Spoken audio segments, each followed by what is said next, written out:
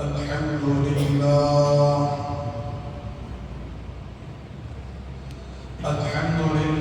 نحمده ونستعينه ونستغفره ونؤمن به ونتوكل عليه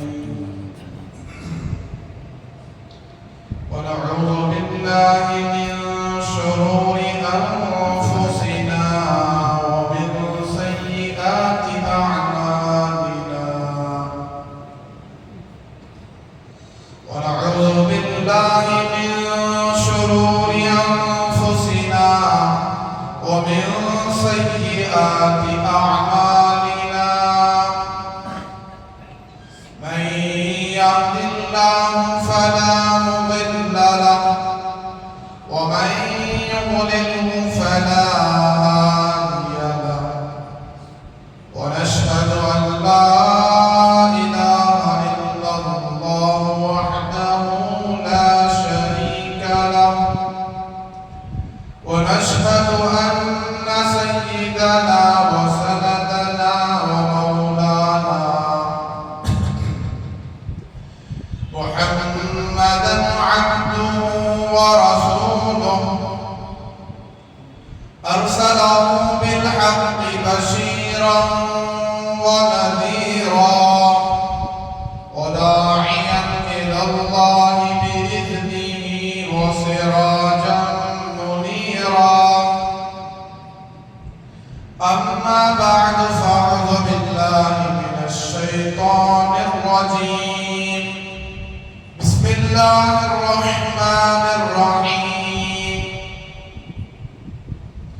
سبحان الذي أسرى بعبده ليلا من المسجد الحرام إلى المسجد الأقصى الذي باركنا حوله لنريه من آياتنا إنه هو السميع البصير وقال النبي صلى الله عليه وسلم من حفظ سنتي أكرمه الله بأربع خصال المحبة في قلوب البررة والهيبة في قلوب الفجرة والسعة في الرزق والثقة في الدين أو كما قال عليه الصلاة والسلام رب اشرح لي صدري ويسر لي أمري واحلل عقدة من لساني يفقهوا قولي سبحانك لا علم لنا إلا ما علمتنا إنك أنت العليم الحكيم رب زدني علما اللهم صل على سيدنا مولانا محمد في أول كلامنا اللهم بارك على سيدنا ومولانا محمد في أوسط كلامنا اللهم صل على سيدنا مولانا محمد في آخر كلامنا صدر محترم حاضرین مجلس معزز سامعین کرام بزرگوں دوستوں اور ملت کے عزیز نوجوانوں ایک مرتبہ سرکار مدینہ تاجدار مدینہ احمد مجتبی سید الانبیاء سید الاتقیاء ساقی کوثر شافی محشر حضرت محمد الرسول اللہ صلی اللہ علیہ وسلم کی پاک بارگاہ میں درود پاک کا نذرانہ پیش فرماتے ہیں۔ معزز سامعین کرام، رجب کی 23 تاریخ چل رہی ہے۔ یہ مہینہ ایک عظیم الشان سفر کی طرف متوجہ کرتا ہے، جو سفر آخرت سے تعلق رکھتا ہے، غیب سے تعلق رکھتا ہے، اور ہمارے آقا حضرت محمد رسول اللہ صلی اللہ علیہ وسلم کی ذات سے جڑا ہوا ہے، یعنی سفر معراج۔ البتہ تاریخ میں اختلاف ہے کہ کون سی تاریخ میں امام الانبیاء سید الانبیاء حضرت محمد رسول اللہ صلی اللہ علیہ وسلم کو معراج نصیب ہوئی۔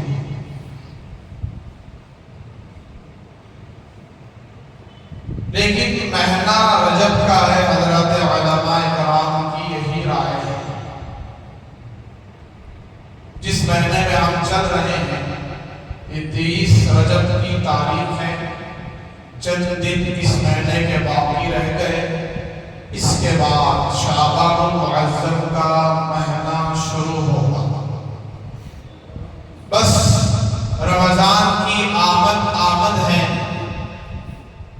رمضان المبارک کا مقدس مہینہ قریب آ رہا ہے۔ آپ سب جانتے ہیں، اس کو گنتیوں میں انگلیوں میں آپ گن سکتے ہیں کہ کتنے دن باقی رہ گئے۔ مشکل سے 37-36 دن باقی رہ گئے ہیں۔ اتنے دنوں میں ماہ مقدس قریب آ جائے گا۔ تو میں عرض کر رہا تھا معراج، میرے آقا رسول اللہ صلی اللہ علیہ وسلم آسمانوں کا سفر کر کے تنہا واپس آ گئے۔ جبریل تو آسمانی مخلوق ہے،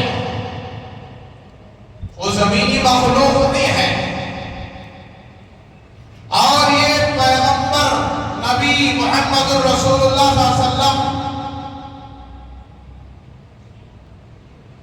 ان کے اعزاز و اکرام اور آپ کی عظمت و تکریم کے لیے اللہ تبارک و تعالیٰ نے جبریل علیہ السلام کو بھیجا آپ کو ساتھ لے آنے کے لیے۔ کہ جبریل نوری مخلوق ہے، نور سے بنی ہے۔ جبریل علیہ السلام تمام فرشتوں کے سردار، جتنے فرشتے آسمانوں میں ہیں سارے فرشتوں کے سردار، جتنے فرشتے زمینوں پر ہیں ان سارے فرشتوں کے سردار، جتنے فرشتے سمندروں میں ہیں ان فرشتوں کے سردار، بری مخلوق ہو یا بحری مخلوق ہو، پوری کائنات میں جتنی نوری مخلوق ہے فرشتے ان تمام کے یہ سردار ہیں۔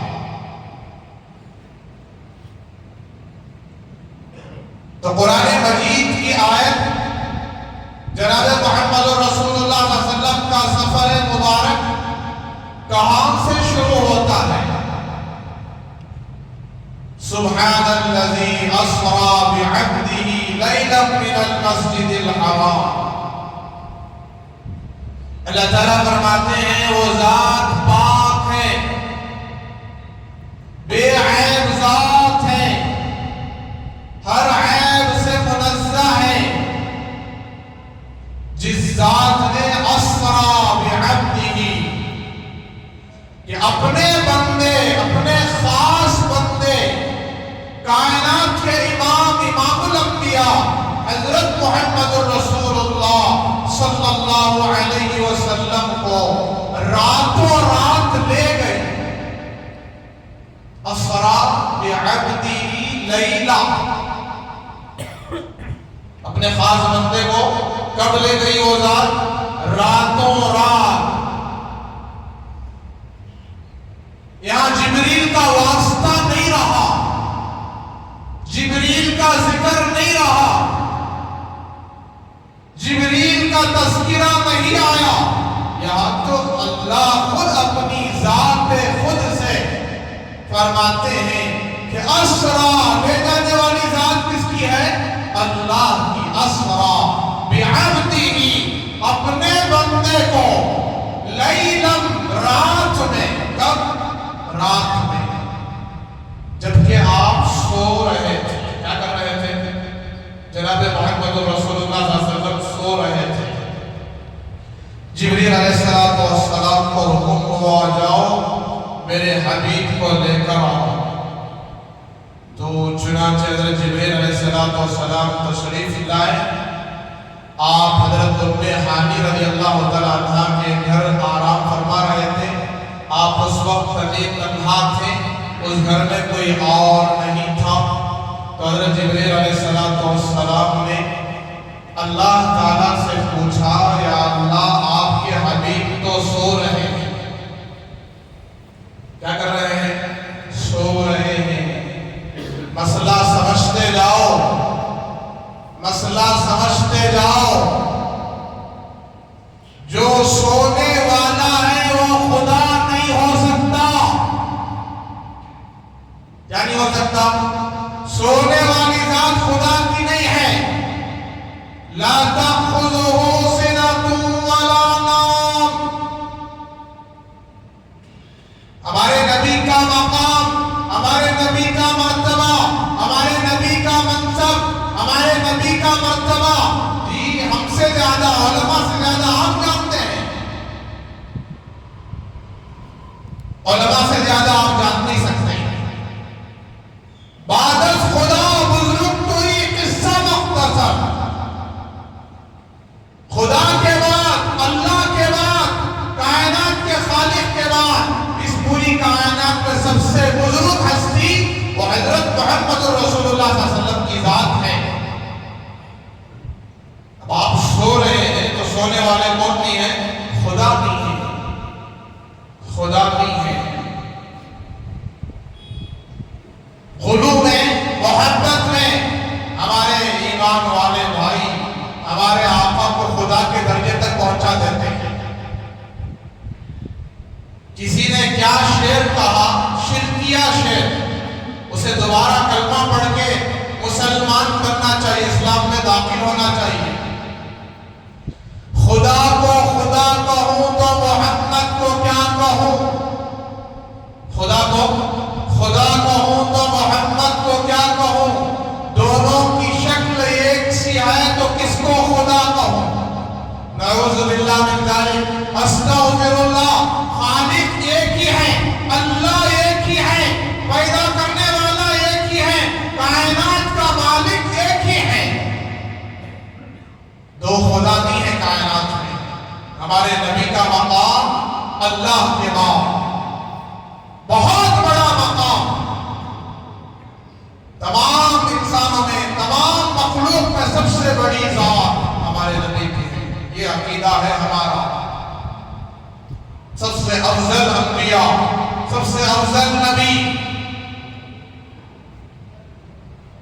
اسی لیے میں بارہا وہ اشعار پڑھتا ہوں۔ سارے نبیوں کے عہدے بڑے ہیں، لیکن آقا کا منصب جدا ہے۔ وہ امام صف انبیاء ہے، ان کا رتبہ بڑوں سے بڑا ہے۔ کوئی لفظوں میں کیسے بتا دیں، ان کے رتبے کی حد ہے تو کیا ہے۔ ہم نے اپنے بڑوں سے سنا ہے، ہم نے اپنے بڑوں سے سنا ہے، ایک اللہ ان سے بڑا ہے۔ اتنا بڑا مقام ہمارے نبی کا، لیکن آپ خدا نہیں ہیں، آپ مشکل کشا نہیں ہیں، آپ حاجت روا نہیں ہیں، آپ کے لیے سجدہ جائز نہیں ہے۔ آپ کبھی مدینہ المنورہ گئے ہوں گے عمرے کے لیے، حج کے لیے، تو مدینہ پاک کی بھی حاضری ہوئی ہوگی۔ وہاں آج بھی کوئی سر جھکا کر پڑتا ہے تو بھگا دیتے ہیں۔ ہمارے نبی نے خود منع فرمایا ہے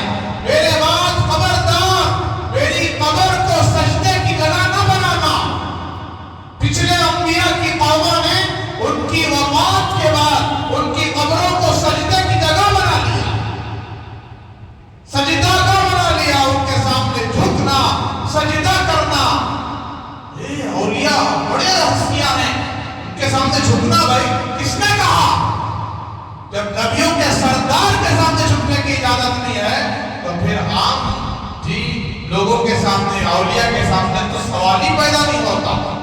یہ شرک ہے. الغرض مسئلہ سامنے آ گیا، اس نے غرض کر دیا. میرا عنوان یہ نہیں ہے. تو حضرت جبریل علیہ السلام نے پوچھا یا اللہ آپ کے حبیب کو کیسے جگاؤں؟ کیا یا رسول اللہ کہہ کر جگاؤں یا نبی اللہ کہہ کر جگاؤں؟ اللہ نے کہا یہ بھی بے ادبی ہے، یہ بھی بے ادبی ہے. السلام علیکہ یا رسول اللہ کہہ کر جگاؤ، یہ بھی بے ادبی ہے. پیر دبا کر جگاؤ، یہ بھی بے ادبی ہے. سر پر ہاتھ رکھ کر دباؤ، یہ بھی بے ادبی ہے. اے جبریل، جیسے تو تمام فرشتوں کا سردار ہے ویسا یہ میرا محبوب تمام نبیوں کا سردار ہے. اس کے اٹھانے کا انداز نرالا ہونا چاہیے جو آج تک کسی نے اپنایا نہ ہو. وہ انداز کیا ہے کہ جبریل جاؤ میرے حبیب کے قدموں میں سو جاؤ اور میرے حبیب کے تلووں سے اپنے ہونٹوں کو چپکا دو، اپنے ہونٹوں کو لگا دو. تمہارے ہونٹوں کی گرمی سے میرے حبیب جاگ جائیں تو لے آؤ. تو یہ مقام ہے ہمارے نبی کا.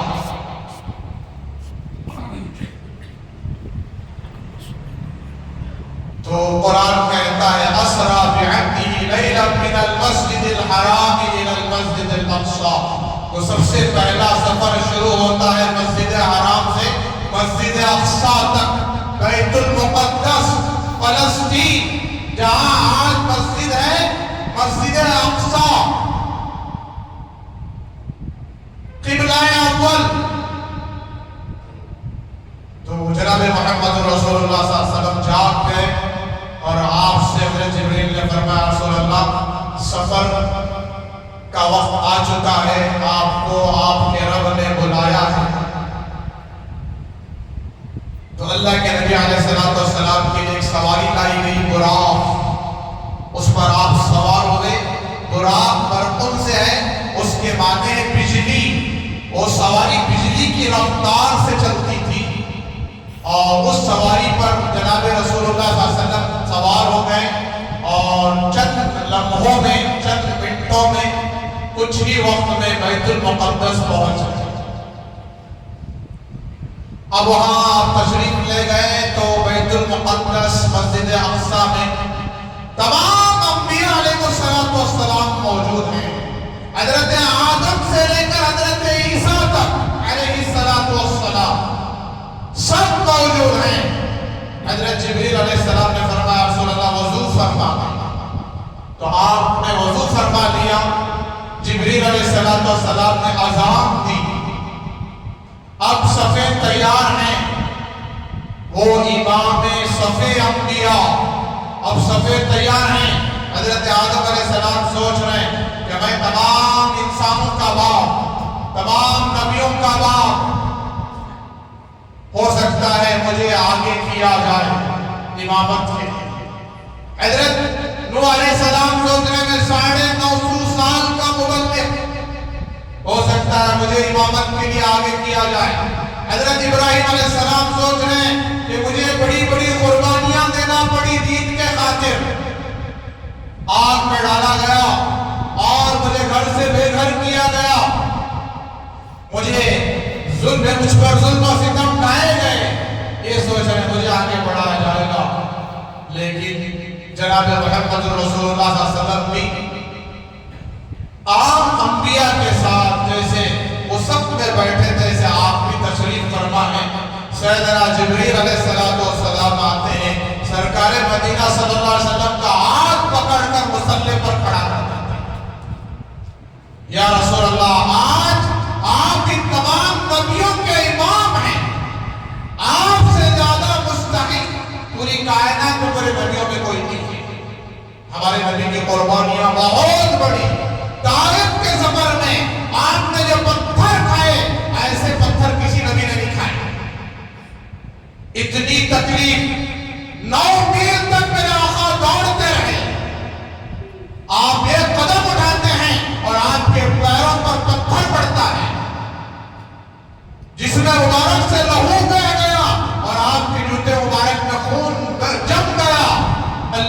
نبی علیہ السلام کا چلنا مشکل ہو گیا، آپ بے ہوش ہو کر گر پڑے۔ احد میں کتنی تکلیفیں آپ کو دی گئی، دین کے خاطر جتنی تکلیفیں ہمارے نبی کو دی گئی اتنی تکلیفیں کسی اور نبی کو نہیں دی گئی۔ تو آپ نے وہاں امامت کی، پھر وہاں سے آسمانوں کا سفر شروع ہوتا ہے، معراج جسے کہتے ہیں۔ معراج دین سے محمد رسول اللہ صلی اللہ علیہ وسلم عین سے عروج اوپر چڑھنا، رات سے رات کے وقت علی سے اللہ کے پاس جین سے واسطہ جبریل بنے ہیں اوپر لے جانے، اس لیے کہ جبریل اوپر ہی کی مخلوق ہے۔ کہاں کی مخلوق ہے؟ آسمانوں کی مخلوق۔ ان کا قد ساتوں آسمانوں کے اوپر اور ان کے پیر ساتوں زمینوں کے نیچے، سر آسمانوں کے اوپر۔ تو میرے نبی پاک صلی اللہ علیہ وسلم کو جنت جہنم دکھائی گئی اس رات۔ آپ نے بارہا سنا ہے، اللہ کا دیدار ہوا، عرش اعظم تک آپ پہنچے، آپ کو قریب بلایا گیا، اتنا قریب اتنا قریب، روایتوں میں آتا ہے دو کمانوں کے درمیان اتنا فاصلہ ہے، اتنا قریب آپ اللہ سے ہو گئے۔ آپ نے اللہ کا دیدار فرمایا، ہزاروں کلام آپ نے فرمایا، اور آپ نے جنت اور جہنم کی سیر کی۔ جنت میں کیا کیا نعمتیں رکھی گئی ہیں اور دوزخ میں کیا کیا عذابات کیے جا رہے ہیں۔ میرے نبی پاک صلی اللہ علیہ وسلم جب اللہ تبارک و تعالیٰ کے پاس پہنچے، روایتوں میں آتا ہے کہ آپ نے اللہ کے دربار میں جو پیش کیا ہے، عبادتیں پیش کرنے کا جو طریقہ ہے، جس کو ہم التحیات میں پڑھتے ہیں، التحیات للہ والصلوات والطیبات، میری قولی عبادتیں، میری جانی عبادتیں، میری اعمالی عبادتیں، میری عملی عبادتیں سب اللہ کے لیے، للہ للہ۔ میری ہر عبادت کس کے لیے ہے؟ اللہ کے لیے۔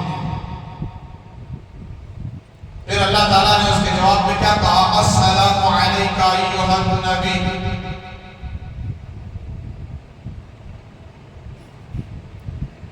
السلام علیکہ ایھا النبی، خاص سلام نبی پر،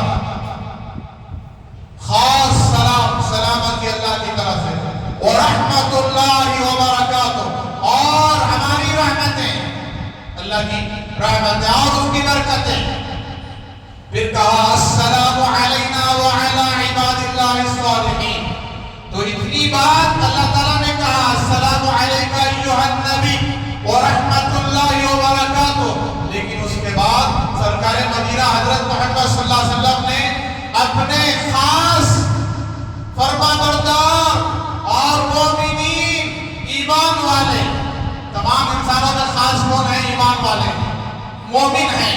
آپ نے کہا السلام علینا وعلی عباد اللہ الصالحین، اے اللہ جو سلامتی آپ نے میرے لیے طے کی ہے وہی سلامتی میرے امتیوں کے لیے بھی طے فرمانا، جو صالحین بنتے ہیں، نیکوکار بنتے ہیں۔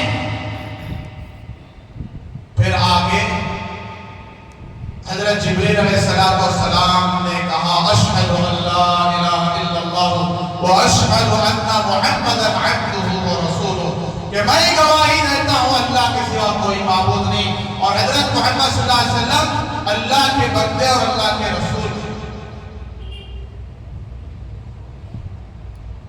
تو یہ کلام اللہ سے ہوا، اور ہمارے نبی صلی اللہ علیہ وسلم 50 نمازیں لے کر آئے ہیں، وہ بارہا ہم نے سنا ہے، موسیٰ علیہ السلام بارہا واپس آپ بھیجتے رہے، 50 سے 5 نمازیں ہو گئی۔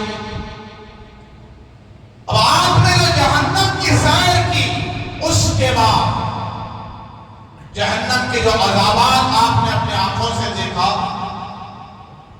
پھر آپ زمین پر تشریف لائے تو آپ کا غم اور بڑھ گیا، آپ کا درد اور بڑھ گیا، آپ کی تکلیف اور بڑھ گئی۔ امت کے تعلق سے آپ ہمیشہ روتے رہے، گھٹتے رہے، زمین بھیگ جاتی، آپ اتنا روتے تھے۔ کس کس گناہ پر کیا کیا عذاب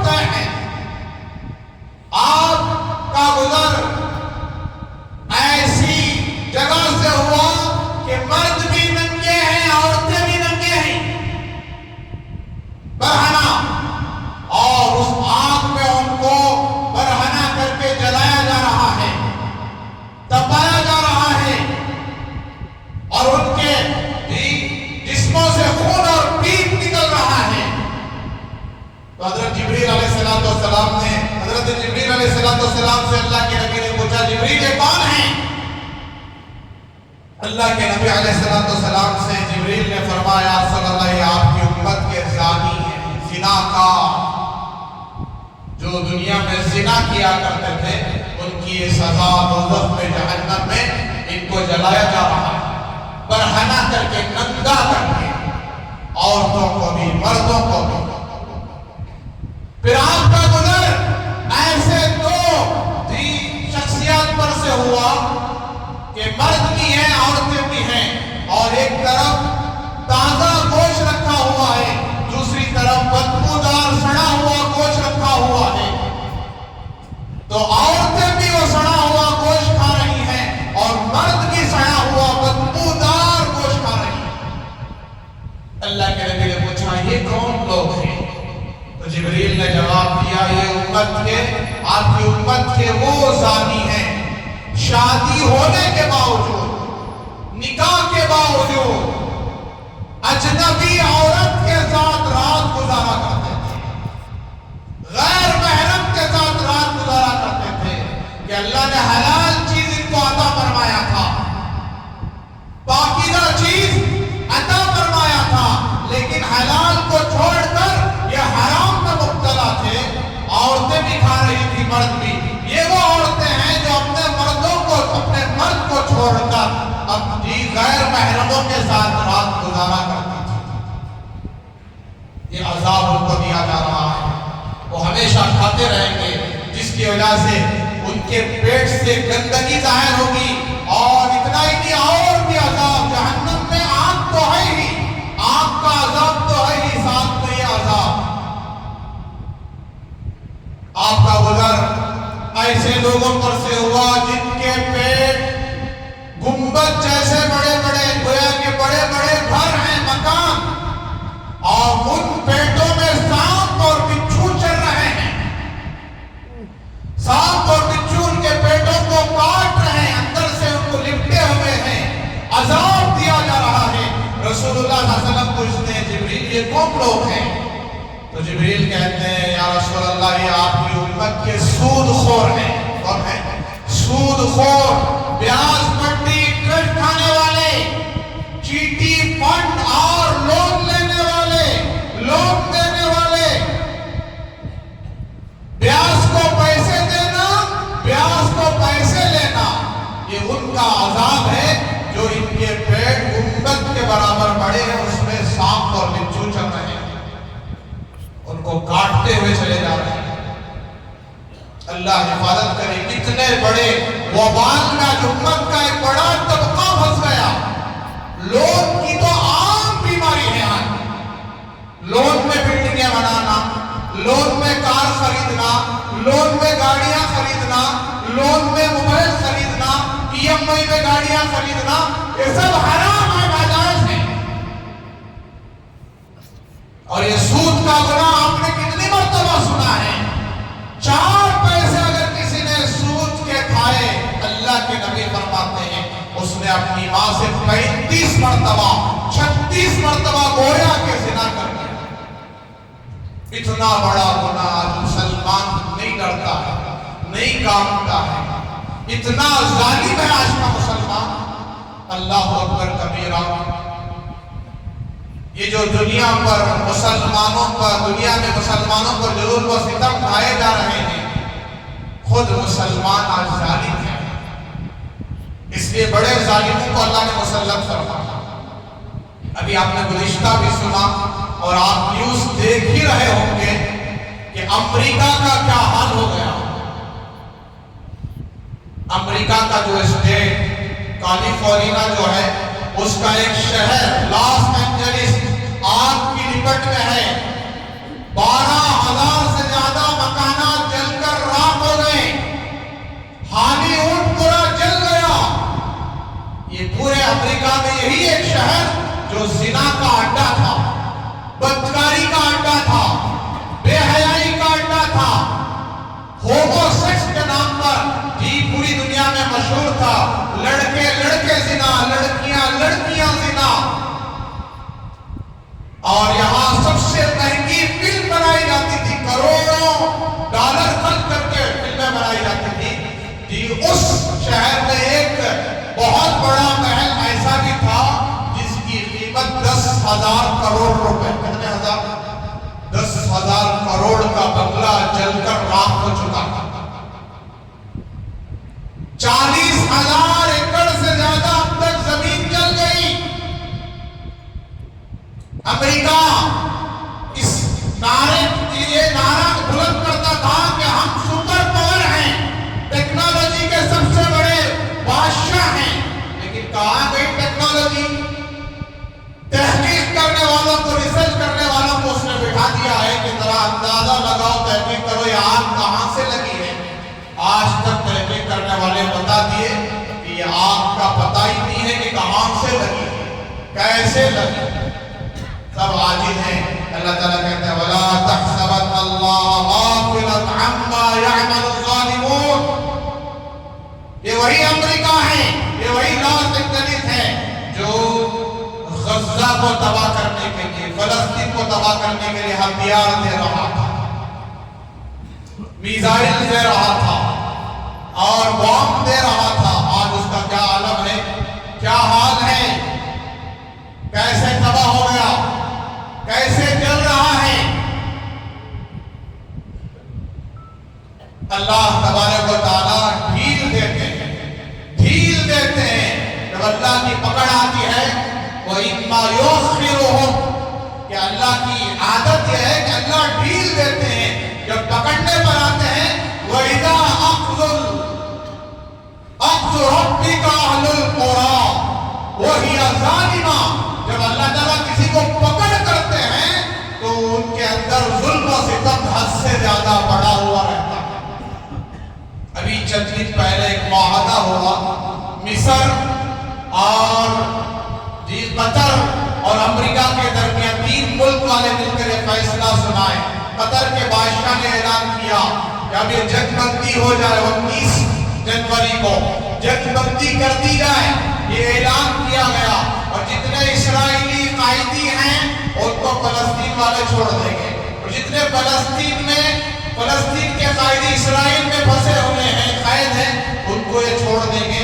یہ پہلا قسط طے ہوا، پھر اس کے بعد 45 دن کے بعد دوسرا قسط طے ہوا، جتنے ہیں ان سب کو چھوڑا جائے۔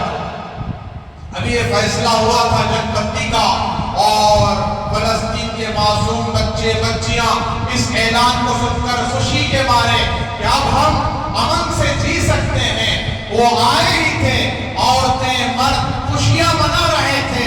اتنے ہی میں اب تک تو 44,000 مردار عورتیں شہید ہو گئی، مرد بھی ہیں، بچے اس میں زیادہ ہیں، عورتیں بھی ہیں، یہ پورے شہادت پا چکے ہیں۔ لیکن مسلمان کو ابھی تک عقل نہیں آئی، سمجھ نہیں آئی، اس کی شادیاں ابھی بند نہیں ہوئی۔ کون سی شادیاں؟ جی وہ شادیاں جو بے حیائی والی شادی، سنت و شریعت کے مطابق شادی کرنے سے شریعت کبھی منع نہیں کرتی، لیکن یہ وہ شادیاں ہیں جہاں ناچ گانا ہو، بے حیائی ہو، اور دو مردوں کا اختلاط ہو، آپس میں ملنا ہو، بد نظری ہو، یہ شادیاں نہیں ہوتی۔ مسلمان ابھی تک توبہ نہیں کیا سود سے، جھوٹ سے، غیبت سے، چوری سے، دھوکہ دینے سے۔ اللہ دیکھ رہا ہے، اللہ ہم سے غافل نہیں ہے۔ اللہ نے تھوڑا مال کیا دے دیا، اتنا تکبر ہمارے اندر آ گیا، غرور پیدا ہو گیا، گھمنڈ پیدا ہو گیا، زمین نظر ہی نہیں آ رہی ہمیں۔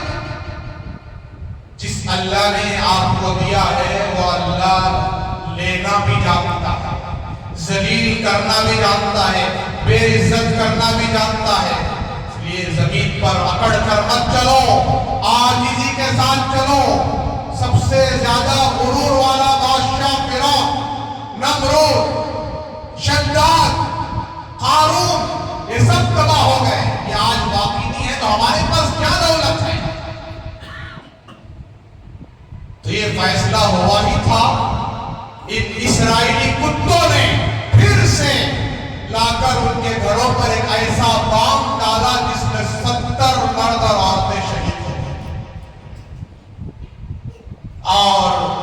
ملبے کا ڈھیر بن گئی اور ایک ملبے کے اندر سے 3-4 سال کا بچہ اپنا ہاتھ اوپر کرتے ہوئے آواز کر رہا تھا کہ مجھے اس ملبے سے نکالو، میں زندہ ہوں، ابھی مرا نہیں۔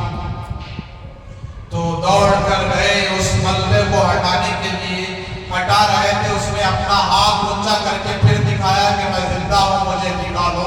3-4 سال کا معصوم بچہ، خدا کی عزت و جلالت کی قسم، اسے کیا معلوم کہ اس بمباری میں اس کا باپ شہید ہو چکا اور وہ یتیم پڑا ہوا۔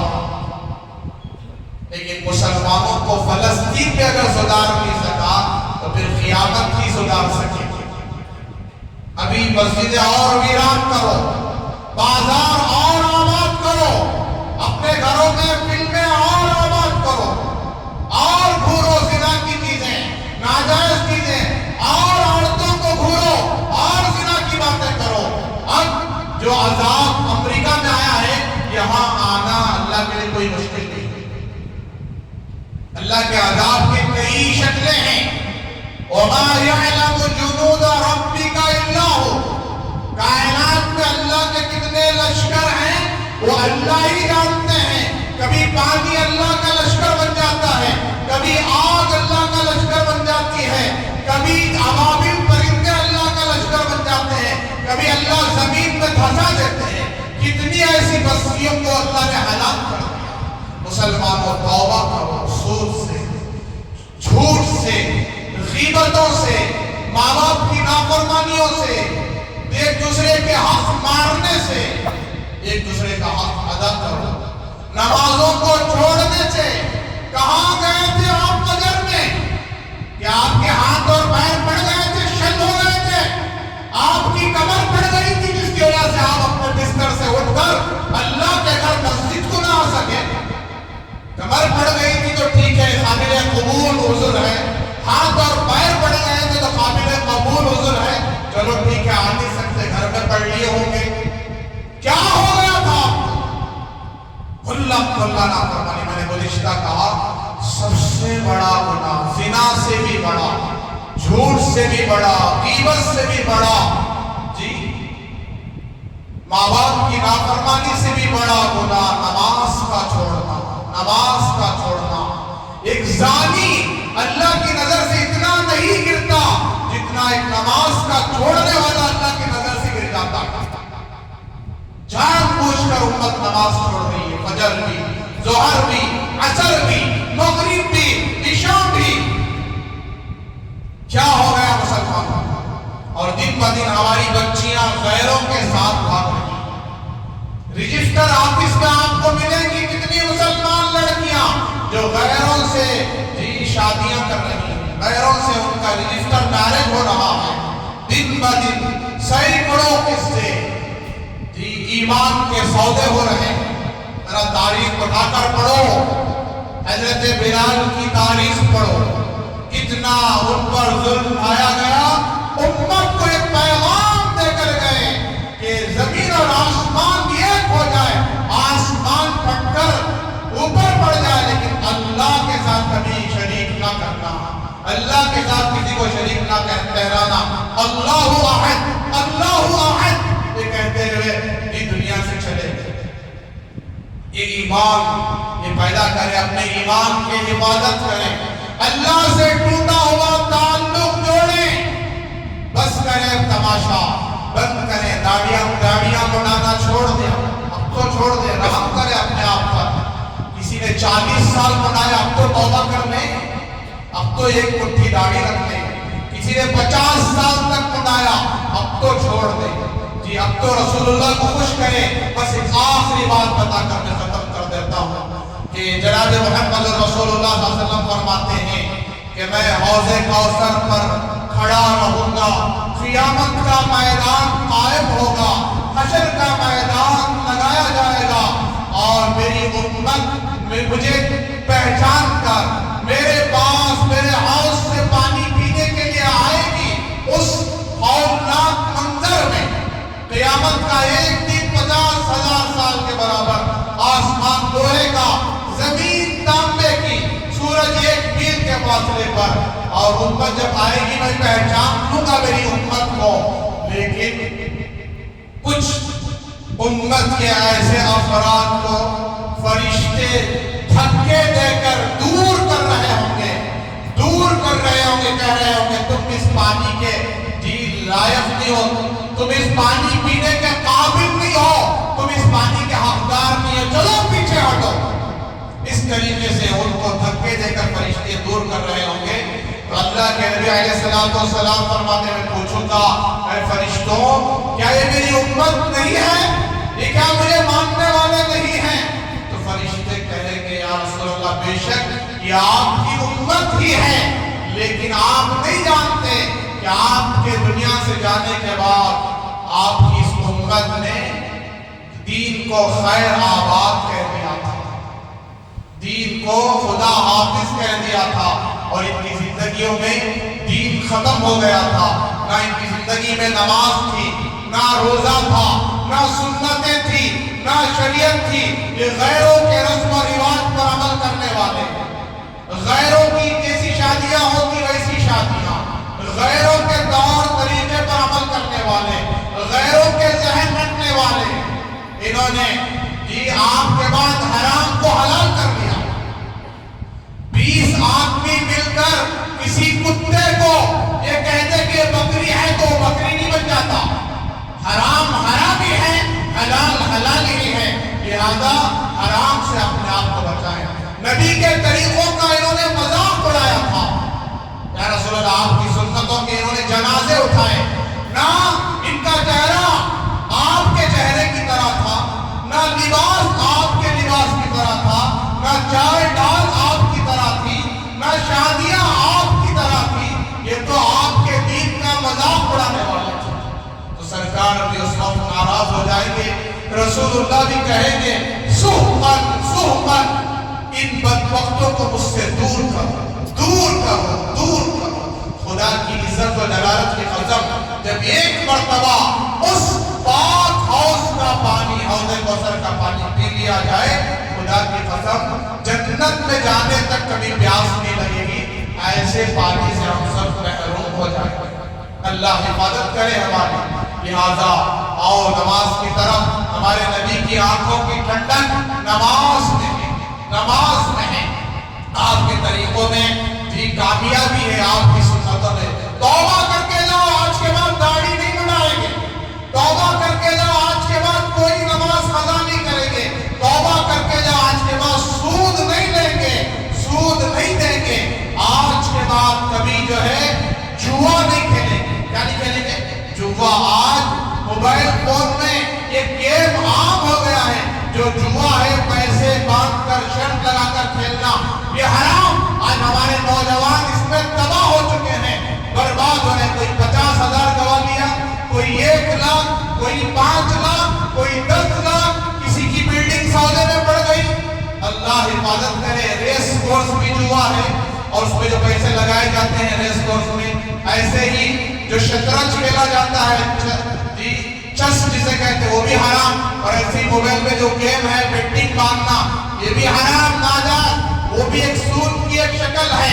اگر یہ پیسہ تم جیت رہے ہو تو حرام پیسہ تمہارے پاس آ گیا، اور ہار رہے ہو تو ایک بہت بڑی رقم آپ کی نقصان میں پڑ گئی. لہذا اس سے توبہ کرو. امت کے ایک فرد کو بچاؤ، نوجوانوں کو بچاؤ، مردوں کو بچاؤ، عورتوں کو، سب کو بچاؤ. اللہ تبارک و تعالی ہم سب کو ان تمام باتوں پر عمل کرنے کی توفیق عطا فرمائے، عبرت حاصل کرنے کی توفیق عطا فرمائے. اور جو امت پر اس وقت حالات آئے ہیں وہ حالات امت اعمال سے دور کرنے کی اللہ امت کو توفیق عطا فرمائے، اور اللہ سے تعلق جوڑنے کی اور امت اللہ سے سچی توبہ کرنے کی اللہ امت کو توفیق عطا فرمائے، اور امت کو سنتوں پر، شریعت پر آنے کی توفیق عطا فرمائے. آج کا دن بڑا مبارک دن، جمعہ کا دن. خوب روز ہو کر توبہ کر کے اللہ سے ہدایت مانگے، دین کی دولت مانگے، ایمان کی دولت اللہ سے مانگے. اللہ یہ چیزیں عطا کر دیں گے. اور آج دعاؤں کی قبولیت کا وقت ہے. زیادہ سے زیادہ دعاؤں میں لگے. سورۃ الاخلاص، سورۃ الفلق، سورۃ الناس جو ہے ہر نماز کے بعد، ہر جمعہ کے نماز کے بعد یعنی ہر جمعہ اس کا ایک معمول باقی رکھیں. ویسے تو ہر نماز کے بعد پڑھ سکتے ہیں لیکن فضیلت جمعہ کی نماز کے بعد پڑھنے کی یہ ہے اللہ آئندہ جمعہ تک ایکسیڈنٹ سے، حادثات سے، حالات سے، مصیبتوں سے، بڑی بڑی بیماریوں سے اللہ بچائیں گے. عمل کیا کرنا ہے؟ صرف ساتھ قل هو اللہ احد قل اعوذ برب الفلق قل اعوذ برب الناس. یہ سب نماز کی پابندی کے ساتھ شرط ہے. نماز کے بغیر نماز کے آپ 7 بار نہیں 70 بار پڑھیں تو بھی کوئی فائدہ نہیں ہوگا. نماز کی پابندی کے ساتھ اگر آپ کرتے ہیں تو پھر اس کا بہت بڑا فائدہ ہے. لہذا اس پر عمل کریں. اللہ تعالیٰ ہم سب کو ان تمام باتوں پر عمل کرنے کی توفیق عطا فرمائے. وآخر دعوانا الحمدللہ رب العالمین. سنتیں پڑھتے ہیں. جن حضرات کو نیچے جگہ نہیں ملی وہ اوپر تشریف لے جائیں، اطمینان سے سنت